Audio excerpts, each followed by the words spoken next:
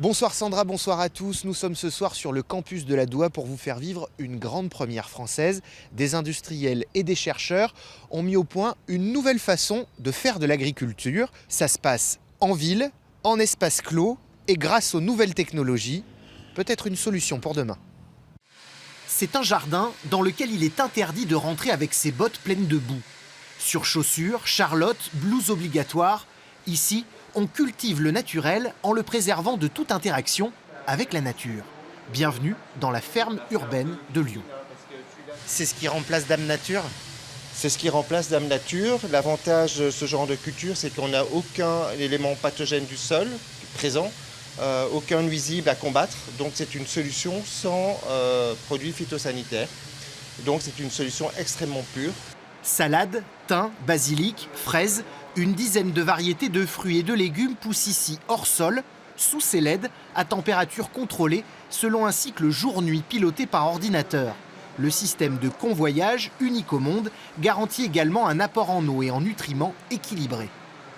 Ce climat est étudié pour avoir les meilleures qualités gustatives et que la plante produise plus de molécules entre guillemets d'intérêt, tout ce qui est vitamines, sels minéraux ou pour les plantes médicinales, des composés pharmaceutiques.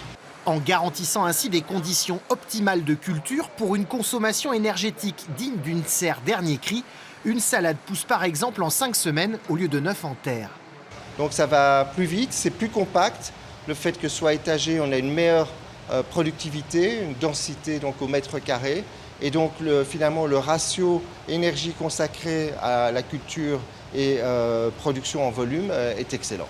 Développée depuis 3 ans par 34 chercheurs et industriels de Lyon et d'Angers, cette ferme urbaine est pour l'instant expérimentale.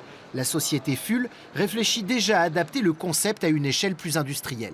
C'est une solution pour l'avenir parce que ça permet à des villes, des régions du monde qui aujourd'hui n'ont pas accès à l'agriculture de par le climat, de par l'hostilité du sol, d'avoir une agriculture et d'assurer une forme d'autonomie alimentaire.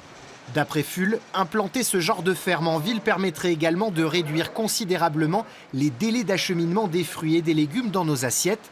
Reste une question, si l'extrême contrôle est dans la nature de l'homme, la nature elle-même a-t-elle bien besoin d'être autant contrôlée ?